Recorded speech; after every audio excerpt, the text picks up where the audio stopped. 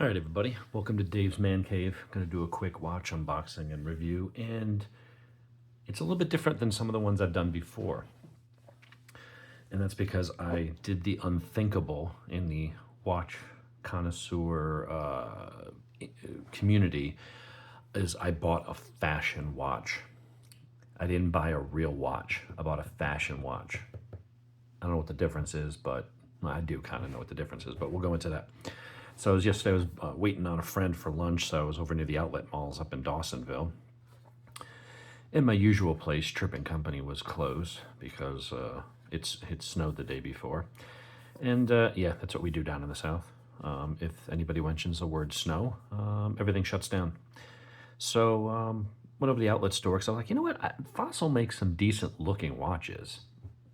They're not high-end watches by any means. They're just basic watches. But I remember having them in the early 90s when I was, just first moved out on my own, and you'd go buy yourself what you thought was a nice watch, which was, a step above the basic Casio you'd find at Walmart or Target or JCPenney or Sears and Roebuck back in the day. Yes, I'm old enough to remember those days of going into a Sears. You were like, oh, instead of getting the $20, Casio, you're like, ooh, I'm going to spend $80 and get a Fossil. And you were baller. Of course, now today you're like, yeah, okay, whatever. But so I went over there, and as I'm looking, most of the watches, a lot of them didn't appeal to me, but some of them are actually nice designs. And I know that they actually own their own movement company, and Fossil makes a lot of the watches for a lot of the designer brands, and that's why they call it a fashion watch. So you're like, oh, I want a Gucci. Oh, I want a Michael Kors. Oh, I want Kate Spade. I want this. I want that. There's all these designers that do handbags and other things that are their own designs, but then they're like, hey, we want a watch line.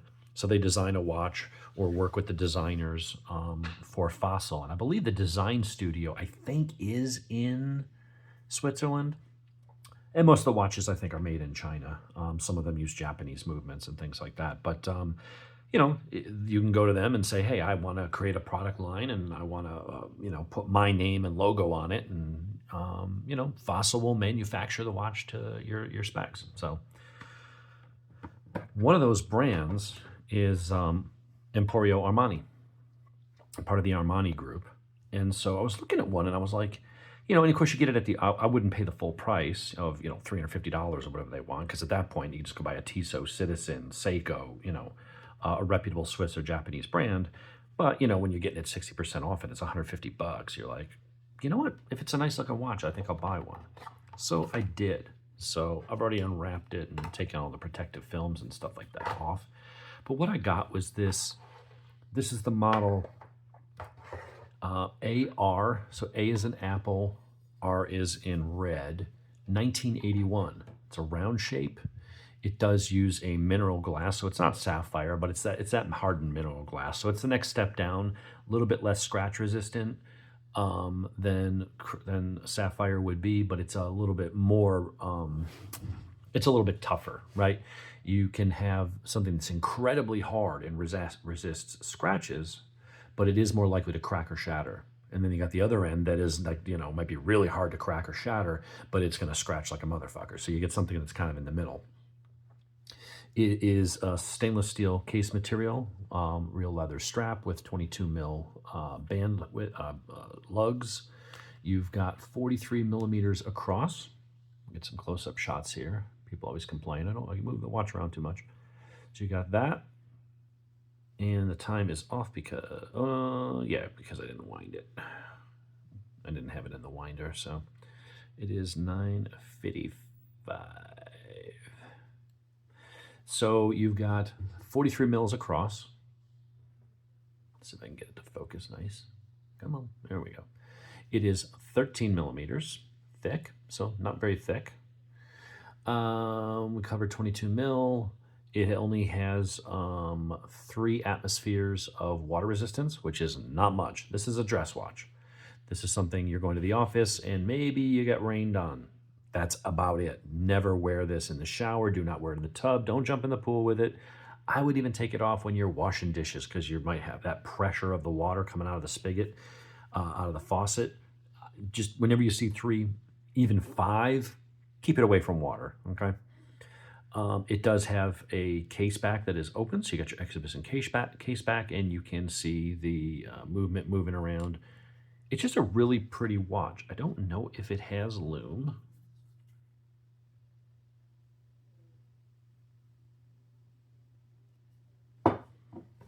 It's got some lume. I'm not going to. Yeah, it's not great. You can already see how fast it's fading. It doesn't bother me because I don't care about lume. Honestly, if a watch doesn't have it, it really doesn't bother me in the slightest. So, what are you getting for 150 bucks?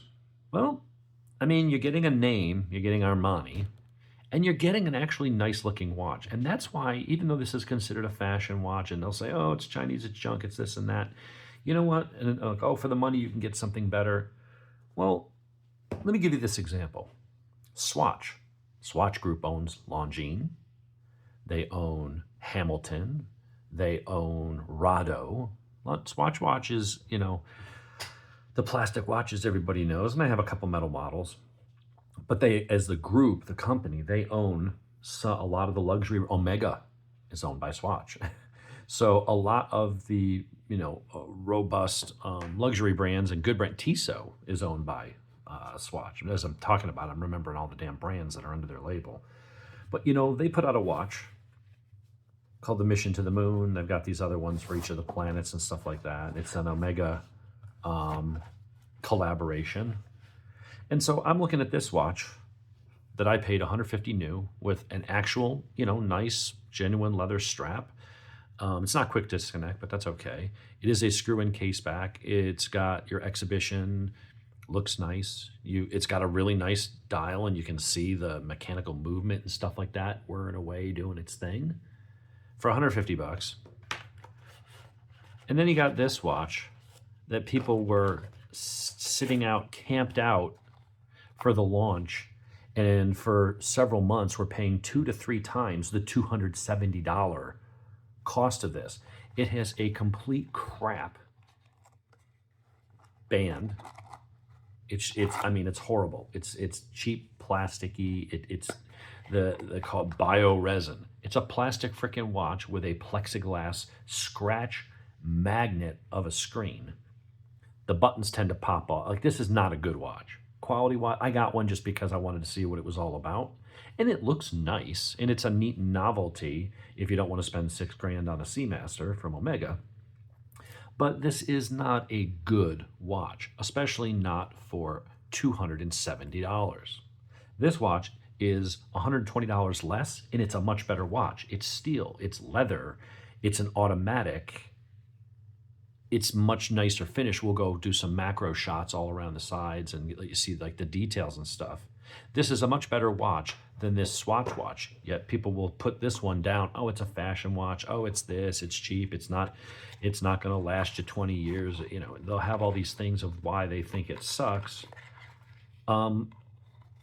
But then a lot of those same people were the ones that were standing in line waiting on a $270 plastic watch that should be $59. But because they did a special edition, they jacked up the price and people were willing to pay it, including myself. I went and bought one of the damn things just to see what it was about. And honestly, I'm not impressed. I'm keeping it for a little while. I'm just going to see if it ever gets worth any money, if it's one of those things that actually becomes a collector thing, like Beanie Babies. You spend $6 on a Beanie Baby, and a few years later, everyone wants Beanie Babies, and all of a sudden that $6 Chinese plush toy is now worth $900 on eBay to some guy who hasn't seen the world outside of his mom's basement in 7 years. I don't know. So I'm just throwing it in the corner and see if it'll be worth something someday. But, tens of thousands of people were willing to spend $270, $500, $700 just to get one of those stupid Omega Moonswatches. That's a plastic piece of junk watch. So I look at this and I'm like, suddenly this seems like the deal of the century. You're getting a really cool design, and it's got the Armani name. Now, to some people who aren't watch snobs, they'll go, Armani. And someone else will go, yeah, that's just a Moonswatch. That's just a fossil watch with a Armani logo on it. But it's still a nice watch. I mean, it's very pretty. It sits nicely on the wrist. I mean, the polishing, just a plain crown. There's nothing really on it. I mean, if you look really close, I think there's like a little logo, but it's kind of hard to see because it's really small. But it's not a bad looking watch. I mean, feeling it, it feels like some of the lower end Orients and things like that. Now you can say, well, 10 years from now, the Orient will keep better time and this thing can't really be certain. You're right. This is probably more along the lines of something you have for a while. And, after 8 or 9 years or something, it starts to slow down and no one will service it. And, okay, you go get another one. Whereas, some of the other ones, the Seikos and things, you can take to a jeweler or have it serviced. But it comes with a good warranty. There are Fossil Watch repair centers you can send it into. So, and supposedly they do have a good customer service experience. I did read that one thing that I did see pretty consistently through a lot of the reviews. People talking about Fossil watches and things like that was that their customer service experience was actually pretty damn good. So, but for an inexpensive watch that's got a cool name and it looks nice and it will seem to keep time, I guess. I mean, what is there? What's wrong with it? I look and I see some of the fashion watches, and I get that if it was a fashion watch for $400, you're like, dude, you're almost into Tissot PRX territory. Like, get the damn Tissot, and that would be my advice as well. But when you can get something for 100 to 150 bucks, it's got a really cool look like that. Seems to wear nicely. It's very light. It's a nice dress watch. I don't see any problem with that. For someone who doesn't want to spend a ton of money, doesn't want to, have to come up with $250 or $300 for their first basic watch. I'm not a watch snob. I have a lot of watches in the 300 to 700 range, some in the 800 to 1,000, a couple in the 1 to 2,000. I've got one that's 5,000. Most of my watches, though, are in that. If I had to take an average price, are probably around $500 a watch. Some are a little less, a bunch are more, but my average watch price, if you take out the one anomaly that's $5,000, my average watch price, even take out the ones that are the one live, the pilot, that's a $2,000 titanium watch. So let's take out $7,000 in my collection. Take out those two watches. If you average all the rest, my average watch price is probably around $500. And I've got the cheapest one in my collection is a $99 plastic G-Shock. Now, you may point out and say, well, that G-Shock is a much better watch than this. It's robust, it's 200 meters, it's shock. Yeah, it is. But it's not a dress watch. So if you just want a nice dress watch, I think that that's beautiful. We'll see how it holds up over time. I mean, it's something that you could wear daily, and if you scratch it up, I mean, I had a Swatch watch, or a Fossil watch. I had a watch that I wore for like 7 years and got all banged up because it was my only watch during the 90s and stuff like that, and falling down drunk at parties, whatever it was I was doing. The only thing I didn't do was I did take it off when I went into the lake and water skied and stuff like that. But other than that, I mean, after a while, I think the band went bad on it and needed to be replaced. And I think at that point, I just got to a point where I just bought a new watch. But it was actually a really nice watch. Got a lot of compliments on it. I look at this and I'm like, that's a pretty watch. This watch, I actually, it's funny why I got this. I was down at Mystic Grill in Covington one day, and there was some like big biker rally or something going on down there on the square. And I'm sitting at the bar having a sandwich, and I look over and there's a biker guy with this watch, and it caught my eye. He was like 2 spots over, and I was like, hey, off the wall question for you. What is that? Because it's a really pretty watch. I think his had some blue in it. I think they make a gold version of this as well. And he handed it to me, and I was looking at it. I was like, oh, okay, it's an Armani. It's probably made by somebody else. It's not really made by them. But I mean, it caught my attention. I saw it, and I was like, wow, that is a pretty watch. As someone who has nice watches and someone who's into watches, it caught my eye. Come on, damn it. It's stupid. I keep missing it. So I just happened to realize that after I bought it. I'm like, this looks a lot like that watch that I saw the guy wearing. Everything lines up. It's hitting the markers pretty well. I mean, I don't know what to say. It's a nice looking, classic yet kind of modern and technical looking watch.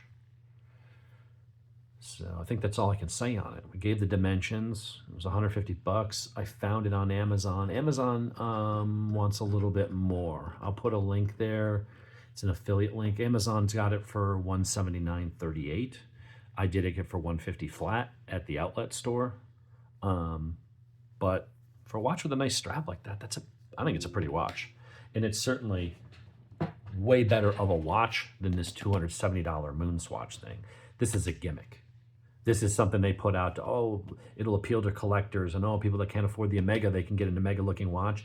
This is a $50 friggin' watch that they're charging $270 for. And when they were in low supply, people were buying them, scooping them up, hoarding them, and selling them. And people were paying for 2 to 3 times what these things cost. People were paying upwards of almost $1,000 for these damn things for a $50 junk Swatch watch.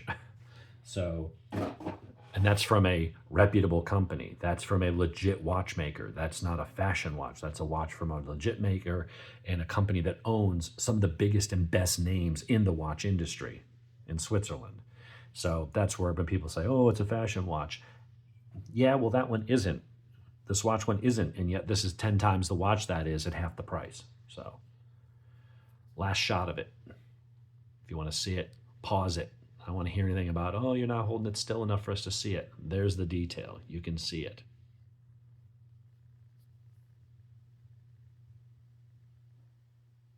It's a nice little watch. Nothing to complain about. For 150 bucks, I can't find anything wrong with it. Now, if it breaks in a year and a half, well, I'll come back and say that it sucked and it didn't hold up. But until it does that, I think it's a nice value. So there you have it. Enjoy the rest of your weekend.